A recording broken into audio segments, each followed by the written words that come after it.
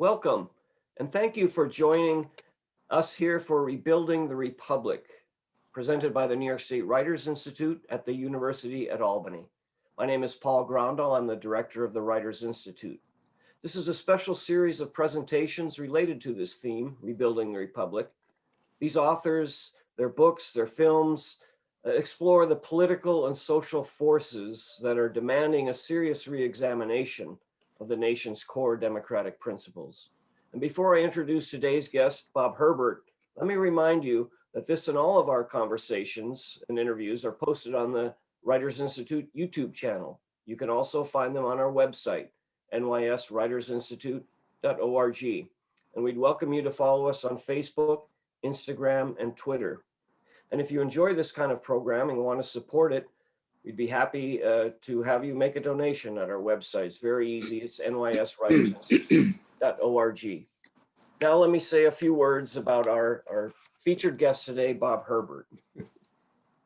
He's best known perhaps as an op-ed columnist for the New York Times, where his twice weekly column was read by millions for 18 years. He wrote on politics, urban affairs, and other pressing issues. He's an award-winning journalist who worked as a national correspondent for NBC and also as a reporter and editor at the Daily News.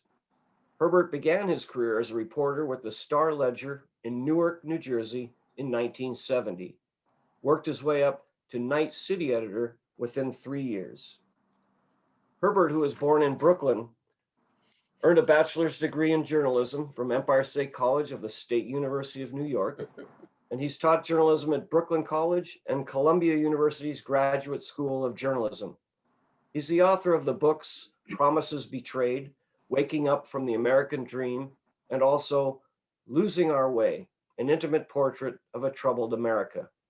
He currently serves as Distinguished Fellow for the progressive think tank, Divos. And he's also the documentary filmmaker, and we'll focus our conversation today on that film, a 2017 release called Against All Odds, The Fight for a Black Middle Class, which documents systemic racism and institutional barriers that Blacks have faced in their efforts to establish and maintain a middle-class standard of living. We are watching the film here with students in different classes at the University at Albany this semester, and we're very happy to have them see this film and hear its very important message. So we'll get started. It's such a pleasure to meet you, Bob, and welcome. Thank you for joining us. It's great to be here, and it's wonderful to meet you. We had a little brief chat before we got started here, and I really enjoyed it. So we're both kind of reporters from the trenches, but here you are making a film. You know, you work in words, and film is such a visual medium. Talk about the initial idea and how did you make it all happen? It's pretty funny. You know, I was a member of the board of the foundation that Bill Moyers heads. And one day we were taking a break during the board meeting, and it was not that long after the Great Recession. And I was talking about the impact of the recession on African Americans. And I was saying the middle class has gotten hit awfully hard. And I said, if we don't do something about this, we're going to lose the Black middle class. And Moyers, who's got more energy than the law allows, says to me, well, you know, the whole point of the foundation is to promote progressive activities and projects and stuff. Would you be interested in doing a documentary about that? And my initial thought was, no, I'm not interested in doing a documentary. I'm not a documentary filmmaker. But he asked me to think it over, and he said that if you do, that he would fund it. The foundation would fund it. That I would have a free hand to do it in any way that I wanted to, and that was that. So I came home and talked it over with my wife, and she said, "Well, who gets that opportunity? You know, everybody who makes a film, the first thing they have to worry about is fundraising." Exactly. So the more I thought about it, the more I said, sure, I'll have to put together a staff that really knows what they're doing about making documentaries. I was an experienced journalist, but I hadn't made a film before. And Sally Roy, who you met, Right. ended up being my partner in crime on this film. She was an experienced documentary filmmaker. And we decided to go ahead and do it. Moyers came through, he provided the money, and no one stood in our way. We were able to do it the way we wanted to. And you've seen the finished product. Yeah, and we're going to talk about the themes, and actually I like so much about this film, and credit to Sally Roy and the other members of the team, how it was put together. It looks at both this major social issue. You give a lot of statistics and a lot of historical perspective and context, but you tell your story. I mean, it seems like your story is embedded in this. Your family ran an upholstery business from your grandfather and father. You worked in the upholstery store. Right. You sort of, social mobility, worked your family to the middle class, I think. It seems like. Tell a little bit of your story, Bob. That's true. I was born in Brooklyn, but I actually grew up in the suburbs in Montclair, New Jersey, which was surprisingly progressive, even in the 1950s and 60s on race issues. It wasn't perfect by any means, but it wasn't as bad as a lot of other stuff that was going on in the country. So my sister and I had a pretty untroubled existence when it came to race. But the truth is that there weren't a lot of middle class jobs around for people, even in a place like Montclair, for people like my grandfather and my father and my mom. So my grandfather actually opened an upholstery shop in Montclair in 1927, and he had it during the Depression, which was a godsend. He had his own business during the Depression, so the family wasn't destitute. It wasn't well off by any means, but it was not destitute. And my father followed in his footsteps, and it looked like I would too. Actually, I worked in a upholstery shop since I was a little kid. For a brief time, I owned a shop in Bloomfield, New Jersey, and then I got drafted in 1965 in the big buildup to the Vietnam War. I can still see Lyndon Johnson's signature on the bottom of that draft notice, and I tell everybody thinks it says greetings at the top of the draft notice. It doesn't say greetings, it says greeting. There's no S on it, greeting, and signed by Lyndon Johnson. He's my favorite president, but I could have done without the draft notice. But the draft notice got me thinking seriously. Excuse me. It made me serious about getting an education, and I ended up getting a job as a reporter at the Star Ledger, and that's what started the whole thing. So we talked before about, doing a twice weekly column for all those years on deadline is a tough job. But I'm sure working in an upholstery shop, I've actually done a feature story and, with little hammers and little nails and pulling tight. And so which is harder, Bob? Which is the harder job? Writing a column is a lot harder than doing upholstery. It's not the physical strain. You don't have to try and carry a hide-a-bed up 3 or 4 flights of stairs, and negotiate the angles of hallways and doorways and that sort of thing. But I still think it's more difficult to write a column. Yeah. I'll give you that. So let's talk about the kind of context of this film. You give at the very beginning, some very alarming statistics, and I'm trying to remember off the top of my head. One I think it was up to 40% of Black families have zero savings. Zero. Yeah. The typical white family has 100,000 plus in savings, and even the Black families that are doing well have about 5,000. Is that right? Yeah.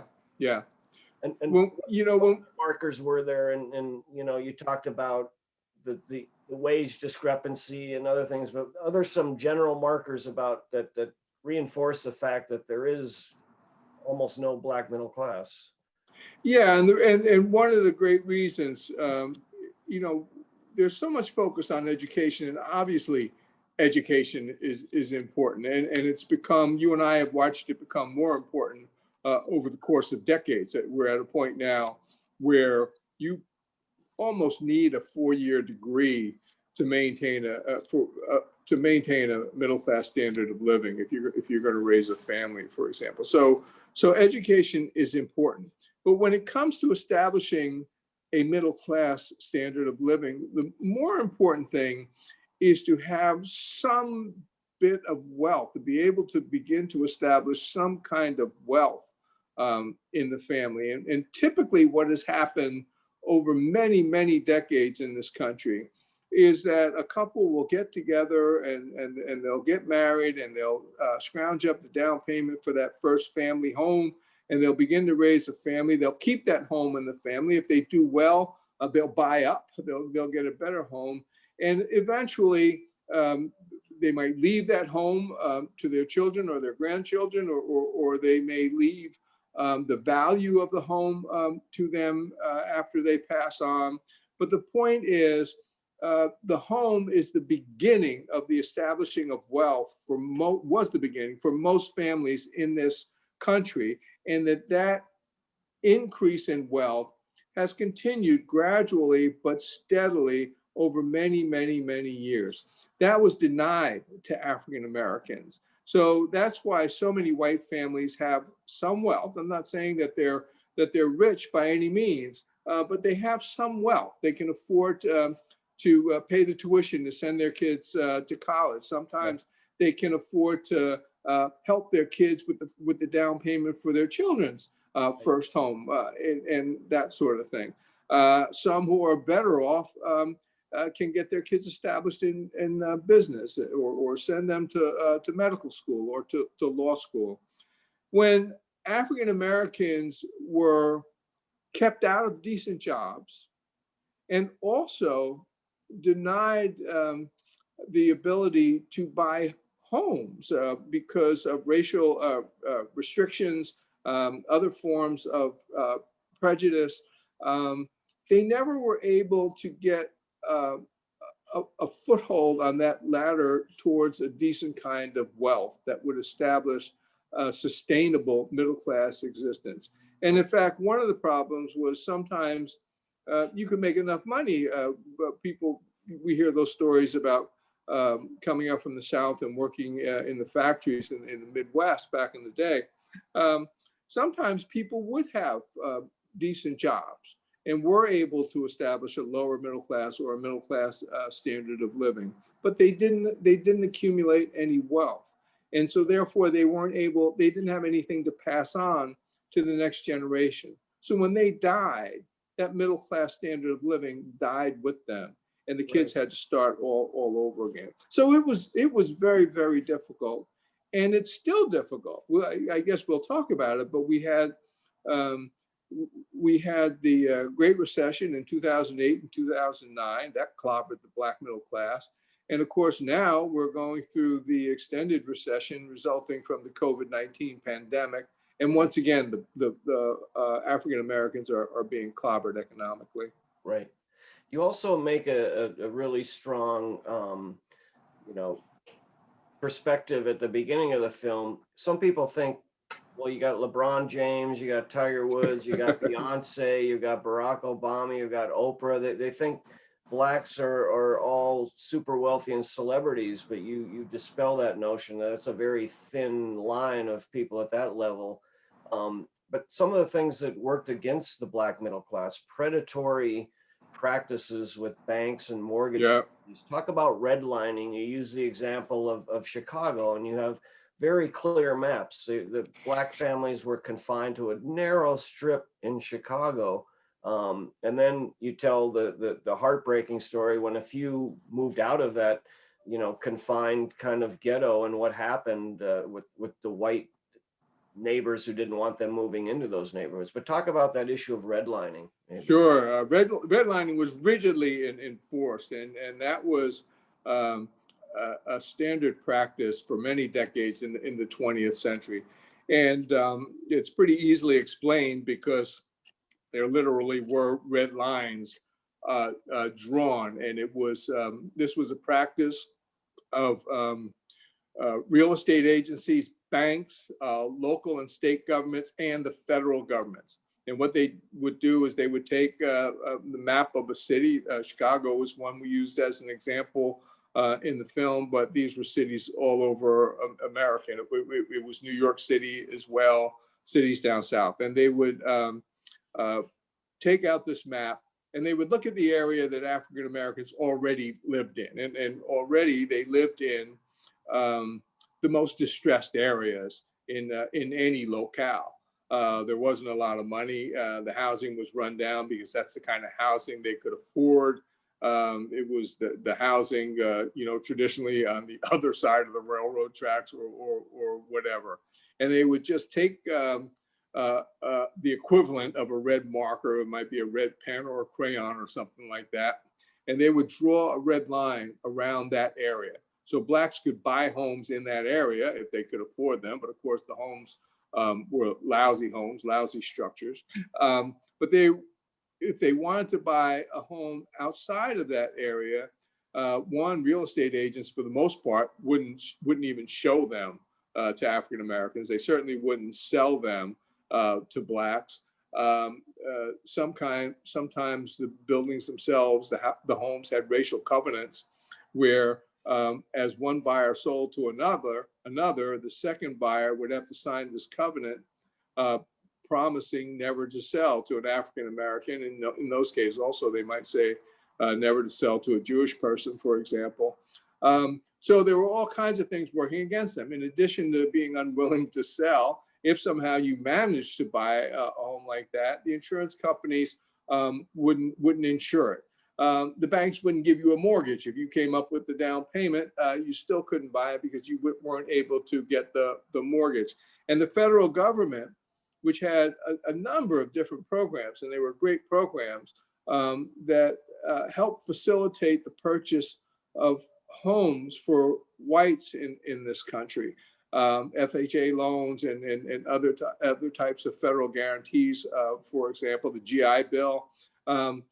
They would use redlining, and so they would not advance those loans, those mortgages, or the other kinds of help that was available to African Americans.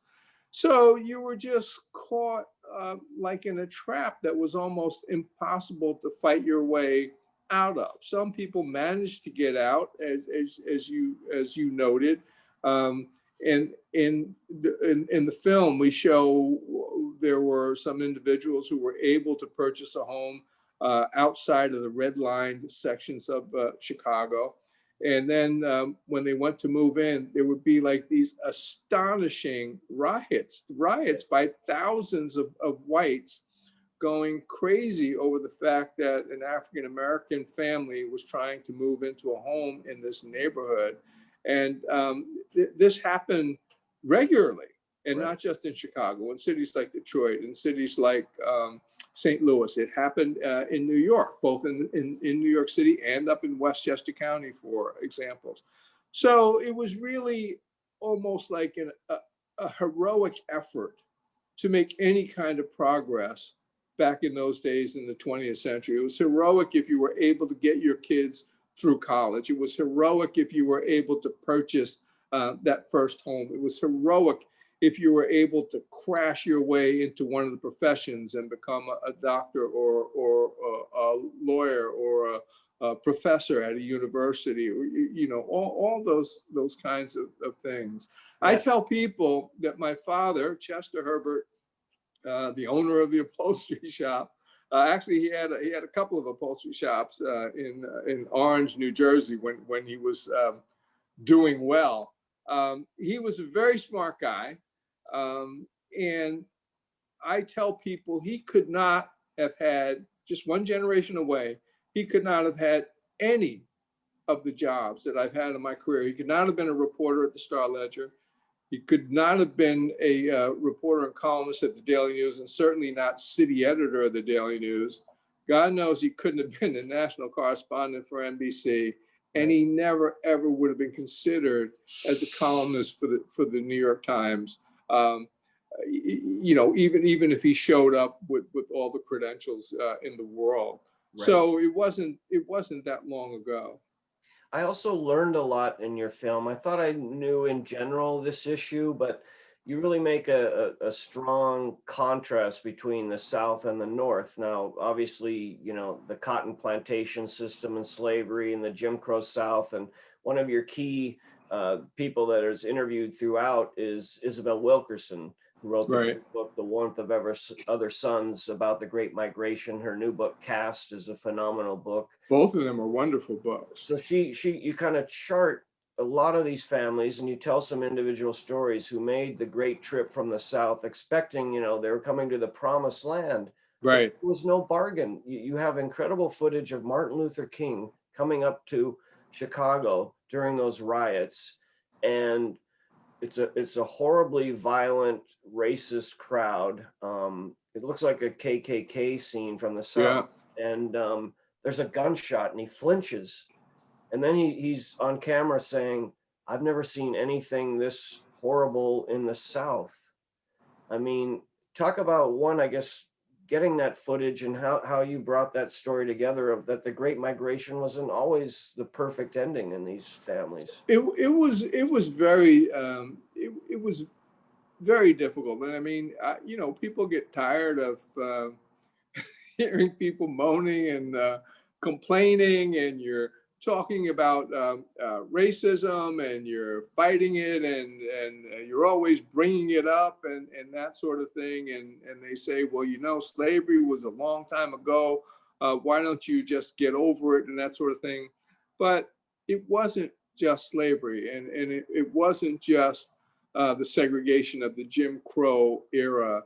It was the idea of trying to live your life almost with a boot on your neck in so many cases, the entire time.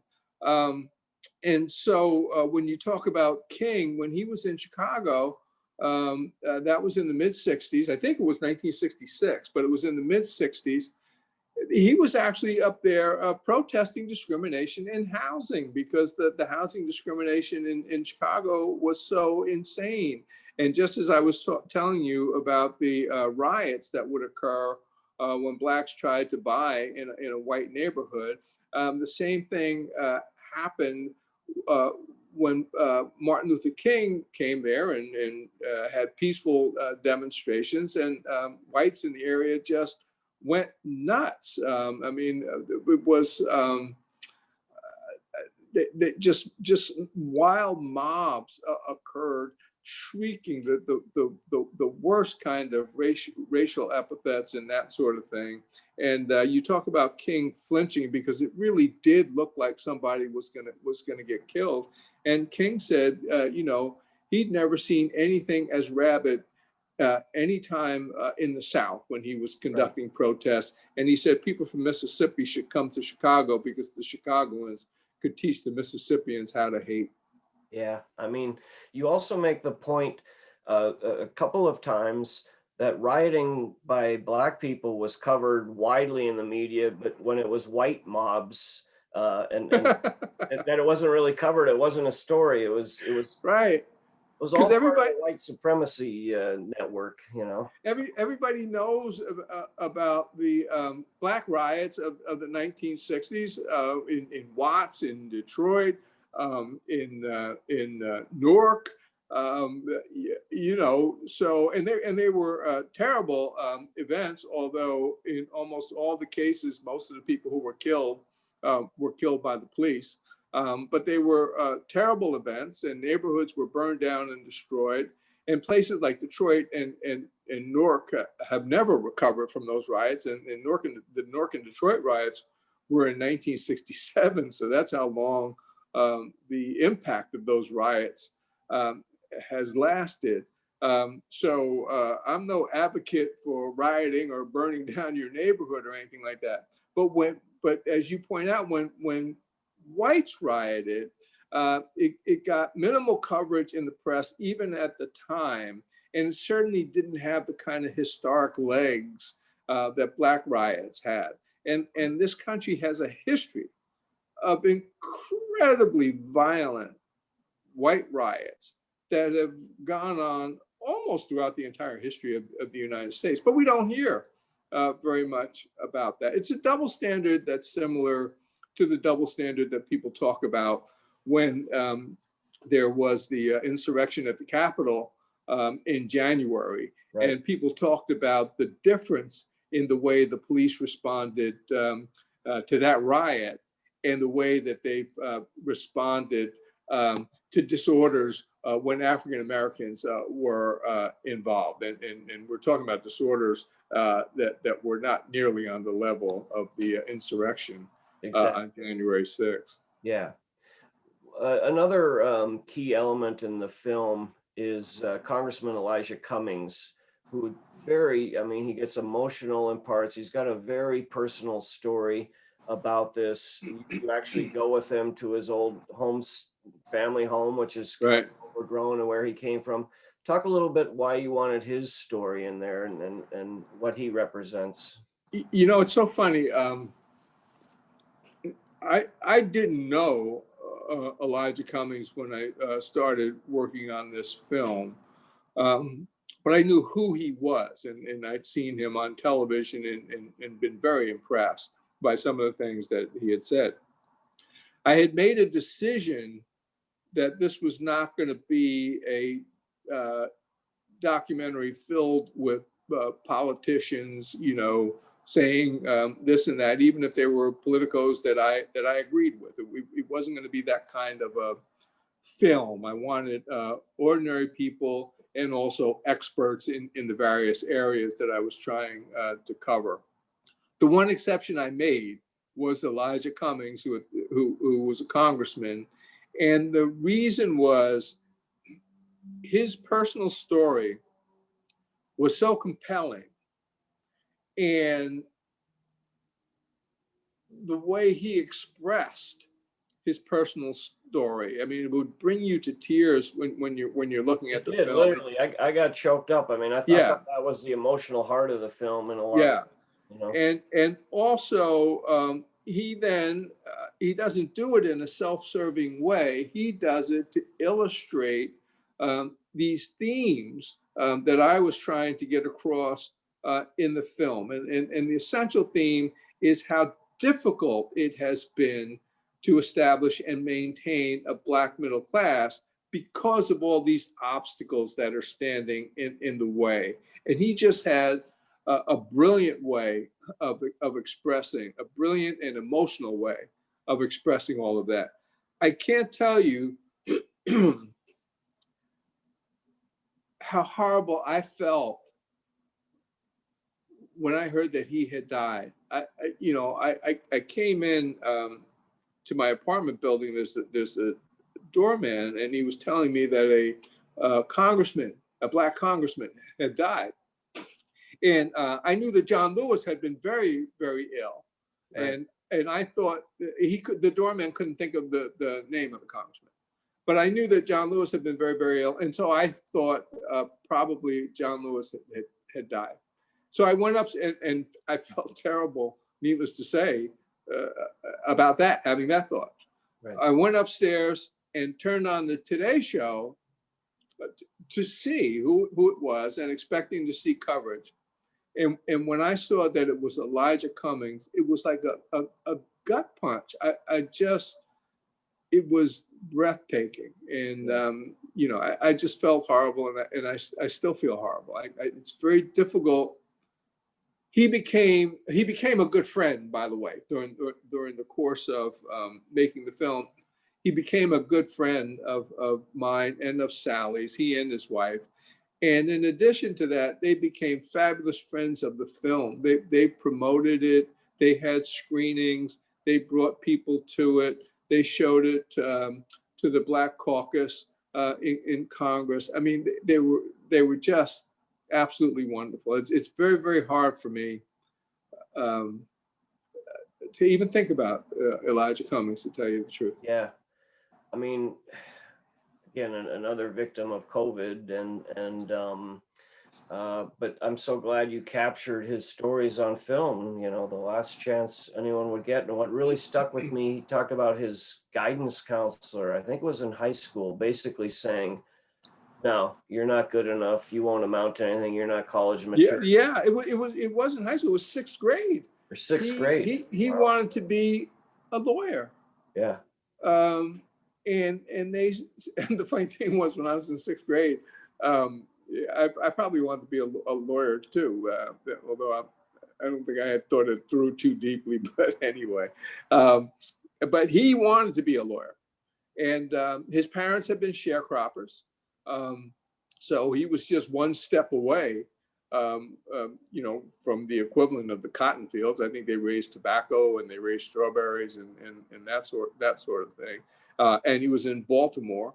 And this sixth grade counselor said to him, "Who do you think you are?"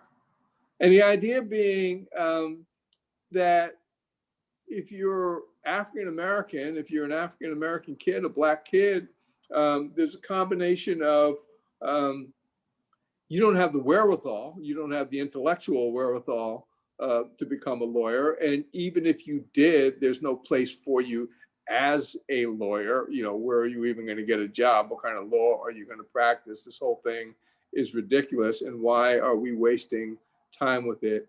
He told Elijah Cummings to set his sights a little lower. And he actually did Elijah Cummings a favor, because Elijah Cummings took that the right way.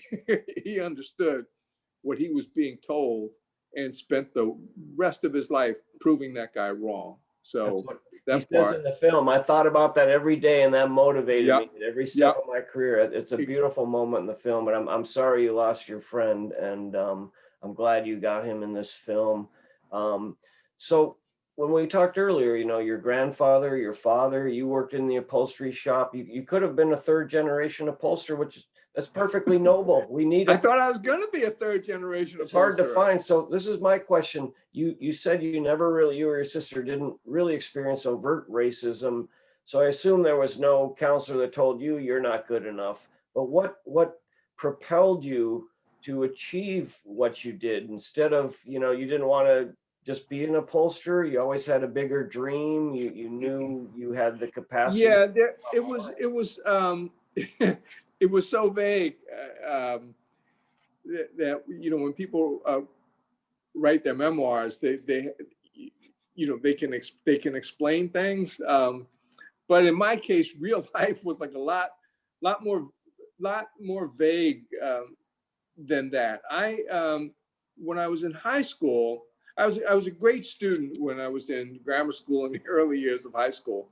But then right after that, I discovered cars, girls, and rock and roll. And I decided that I wanted to be a disc jockey. And I was very serious about becoming a disc jockey. I made tapes and all that kind of thing. Wow. And I had a great car in high school because I had plenty of money, because I was always working from the time I was in grammar school, in my grandfather's shop and my father's shop, right. And what kind of car did you have? Because I couldn't afford a cool car. What kind of car did you end up getting? I had a Thunderbird. I had a white Thunderbird with black interior. And my best friend in high school, Brian Pusilano, who I'm still in touch with, believe it or not. Brian had a 1958 silver blue Chevy Impala. Ooh. And we had the two coolest cars. And you still have the T-Bird? You couldn't. No. I actually had several T-Birds, but no, I don't still have that. Those would be worth a fortune today. I tell everybody that the Thunderbird that I had, not in high school, but when I came out of the Army, the Thunderbird I had when I came out of the Army was the Thelma and Louise Thunderbird, and it was a convertible. It was such a beautiful, beautiful, beautiful car. Oh my goodness! I see those come up on auctions. I know what they're worth today, man. What do you drive today? Or you live in Manhattan? You probably don't need. It's embarrassing because I'm supposed to be a man of the people, so it's a Benz. I thought the car in the film was a Benz. I kept looking. Yeah, it was. That was it. Because I saw the nice burled wooden on the side. I said, "That's a nice car." You've got this repertorial background, and you notice this stuff. Which, by the way, you were talking about whether this stuff is easy or not. This is not the difficult part, but this is where it takes a little bit of talent. That you need to be able to look at a scene, and especially if you don't have the visuals, if it's not a film, you have to write it, and you pick out these little touches. And so a really good reporter notices those little things that other people don't notice. But when you put it all together, it makes the scene come alive on the page. I'm always really impressed by writers who are able to do that. So yeah, but I've always been a fan of big fast cars. Like I said, I read your column for years. I came from the trenches of newspapers, and what I always liked in this film too is shoe leather reporting. I mean, you go out, you see you going out on these interviews. You see, Yeah. you know, you're driving to another assignment and stuff. Did you like that? Do you miss that at all, that you're not doing it anymore? I know you don't miss it. I did like it. I don't miss it. I did it for so long, and I wanted to do something else. I'm writing a novel now, a political thriller, and it's hard, but I'm actually enjoying it. But I did like that. And the other thing was, and I'm sure you know this, you learn so much as a reporter. And I have this thirst to understand things, to understand how people behave, why people do the things they do, how power and government work, and that sort of thing. And you get that close-up, sophisticated view of the reality of life if you're a hardworking reporter. If you do wear out that shoe leather that you're talking about. I take notes all the time. I still keep a notebook in my pocket and a pen whenever I'm going anywhere. And that's really how I learned about life. I had kind of a sheltered existence. It was funny when I was at the Daily News. People wanted to typecast me as the streetwise urban reporter, you know.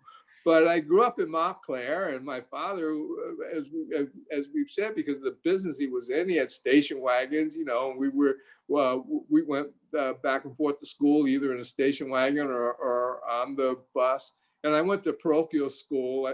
I didn't go to, you know, a hardcore inner city high school. I went to a school called Immaculate Conception, so I'm not sure how tough that school is going to be considered. This is what I mean. I mean, you write about these core issues, but you don't apologize for who you are. I'm thinking of another novelist, and I want to talk about how writing the novel's going. But I was with James Patterson. He was inducted in the New York State Writers Hall of Fame. And he talked about growing up in Poughkeepsie, pretty poor. Right. You know, now he's sold, you know, tens of millions of books. It's so weird to be in a bookstore, which I miss, by the way, going to bookstores because of COVID. But it's so weird going to a bookstore and seeing row upon row of Patterson books.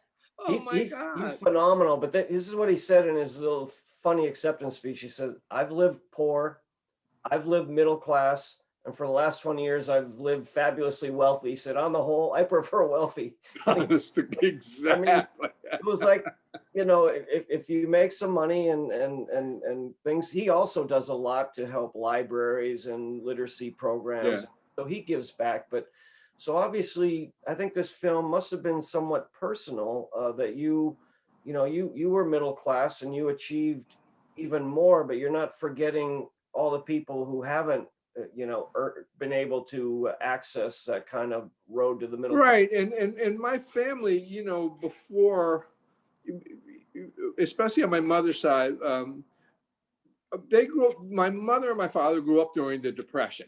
So we've all heard the stories about what it was like in the Depression. I remember my father saying to me, well, the thing about the Depression was that nobody had any money, you know. Yeah. So my mother's side was quite poor during the Depression. And my father's side, there were 5 kids in the family. So my grandmother and my grandfather were raising these 5 kids on the income from the upholstery shop. Well, they weren't well off by any means, but they were able, you know, they could pay for their home, and they had food on the table and the clothes to send the kids back and forth to school. But there were no luxuries. And one of the things that I remember growing up, and part of this, probably the tradition started because there wasn't any extra money for vacations, but probably it continued because that's just the way the family was. They never took vacations. My father or my grandfather or my mother or grandmother, they never went on vacations.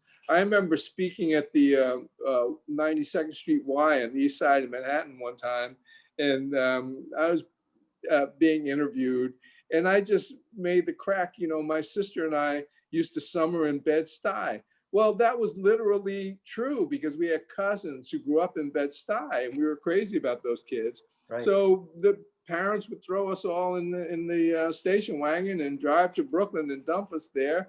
And we'd spend several weeks in Bed-Stuy in the summertime, going to Coney Island, going to the botanical gardens and that sort of thing, So Yes. we summered in Bed-Stuy.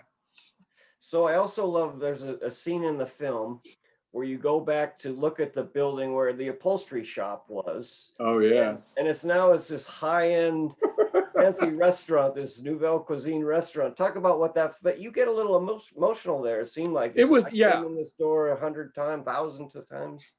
Yeah, because that shop, it meant a lot to me. So I had this great relationship with my grandfather.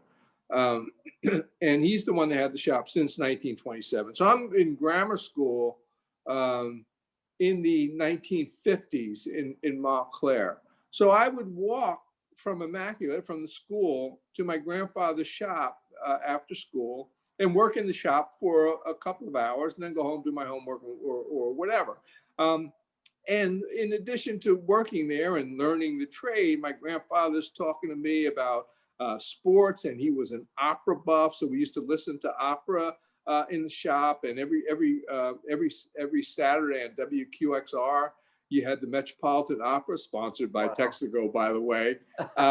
So he gave me my love of opera, which I still, I listen to it a lot, not all the time, but really a lot. So those days meant a lot to me. And what I remember is I was a big reader. And when I was very young, I wanted to read Dickens. And my father would tell me about Dickens. Both of my parents would read to my sister and I. And so I got David Copperfield out of the library, and I was too young for it. I couldn't read it. And I was, I couldn't really get it. And I was really disappointed because it's this big book and I wanted to. And I tried it again, and it didn't work the second time. So I put it down.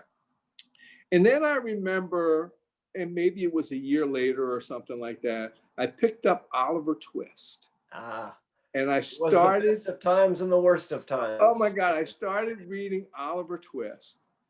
And I was getting it. It was fine. It was right in my wheelhouse.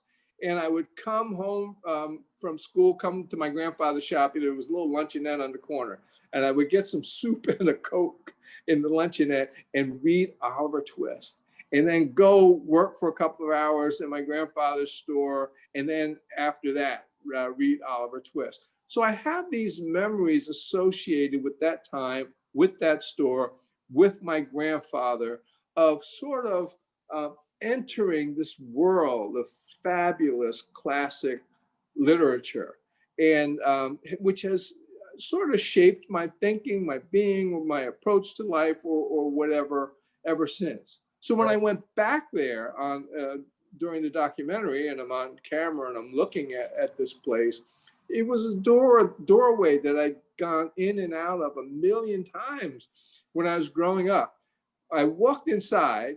You're right. It's a high-end restaurant. I couldn't believe that. It didn't look anything like it looked when it was the shop, except I looked up at the ceiling. It's a very high ceiling, and way up, it was like this tin or copper ceiling, almost like it looked like it had been hand tooled.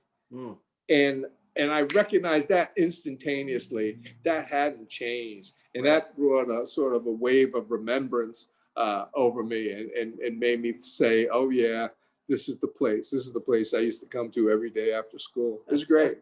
That's beautiful. I can feel the heart in that part of the film, but I wondered, did your eyes go to the chairs? Did the chairs need reupholstering? People always ask me that. They ask me, can I still reupholster? You know, one of the things that strikes me now, when we were in upholstery shops at a very, very young age, my sister and I, you know, probably 4 years old, 6 years old, that sort of thing. And so you get a handful of tacks. This is what upholsterers do. And you throw the tacks in your mouth and you have a magnetized hammer and you Right. and you do it enough times and you become expert at it. Nobody ever swallows a tack. I never swallow a tack. Every now and then a guy would swallow a tack, but it wasn't a disaster. But basically you didn't swallow the tacks. Right. There were tacks all over the floor. You learned how to walk on the tacks. I don't know how you did it, but you learned how to walk on the tacks without getting the tacks stuck in your shoes. That's wow. A real talent. So I'm like maybe 8 years old, and you know, you have like these maiden aunts and grandmothers and that sort of thing. And I'm showing off, and I'll get a hand full of tacks and throw them in my mouth. And they would go nuts. And they go to my father, Chester, stop him. Don't let him do that. And of course, that just delighted me no end. So those are the kind of fun things that you did if you grew up in an upholstery shop.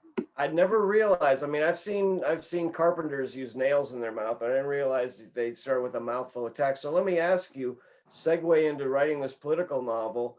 Does it feel like you got a mouthful of tacks? It's hard work, right? I mean, have you ever written fiction? Is this your first? I had not written fiction before. I sold a couple of screenplays, but the movies never got made. But the screenplays seemed to me to be a lot easier than writing this novel. I've gotten about 250 pages written, and I feel like now I'm only starting to get a handle on it. It was really learning as you go. Right. And you would write some stuff that you thought worked pretty well, or even did work pretty well, but it didn't work in the context of the whole. It didn't all hang together. Now it's just starting. Keep your fingers crossed for me. Just starting to hang together. So it's a lot of fun, but it's a lot of work. Well, we really glad to hear that. And when it's all done and published, we'd love to bring you up in person to the Writers Institute at UAlbany. How much would I love that? Yeah, so there is a tip that Patterson, when I was talking to him, he got a co-writer for his couple books ago. He writes them so fast, but his co-author was Bill Clinton. Yeah, I saw that. That sold some books until I was just going to say it's only at the top of the bestseller list. That's right. All. So I said, what was it like working with him? I said, did you really do all the work and just let him put his name on it? I asked him, he said, no. He said, Bill Clinton's a very good writer. And we would send it back and forth. And you know, he really contributed a lot to it. So is yours set in contemporary or earlier history? It's set, one of the things that happened is I had these extraordinary things happening in the novel. And then during the Trump era, they suddenly didn't seem that extraordinary anymore. I was like, oh my God, it doesn't seem way out at all. It's set, it's contemporary, but it's set post-Trump.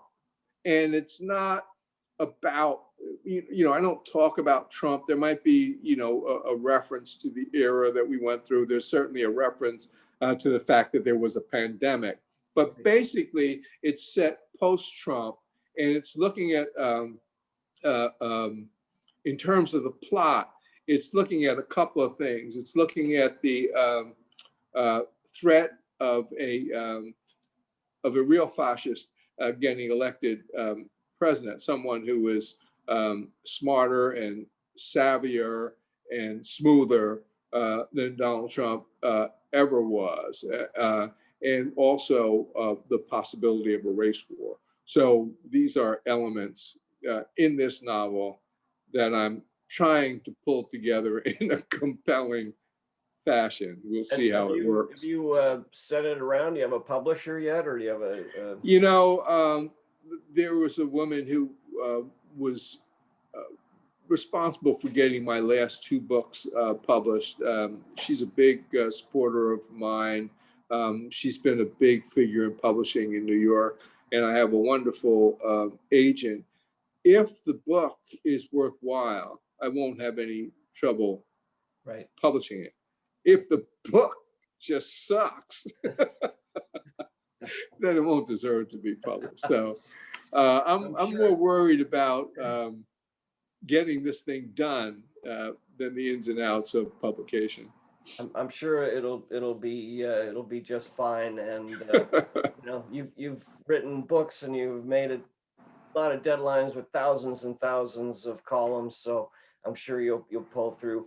Let me circle back because we're coming near the end of our time. The film is Against All Odds: The Fight for a Black Middle Class. You had a great Right. team like Sally Roy, and it was broadcast on PBS, had national viewership and distribution. And you kind of end on a somewhat hopeful note saying, it's a work in progress, but things are getting a little better. Now, here we are over 3 years, almost 4 years later. Have you continued to track any of these stats? Are we getting better, or is it getting worse under COVID? One thing that shocked me was the life expectancy of COVID dropped a year for white people, but dropped 2.7 years for Black people. That's shocking. I mean, it's I try not to get discouraged ever. You're a reporter, and you have to meet these deadlines, and you know what it's like. If you're not afraid of hard work, you can get it done. Some of your pieces are going to be better than others, but you can get it done if you work hard at it. That's sort of my view of life. You have to work hard. You have to work at it all the time. But then after the Great Recession, which seemed like this enormous mountain that people had to climb, to then get clobbered in the pandemic, that just seemed utterly cruel to me. And so you mentioned the life expectancy is going down. Life expectancy was for whites has gone down, but it's gone down, as you point out, more so for African Americans and for Latinos.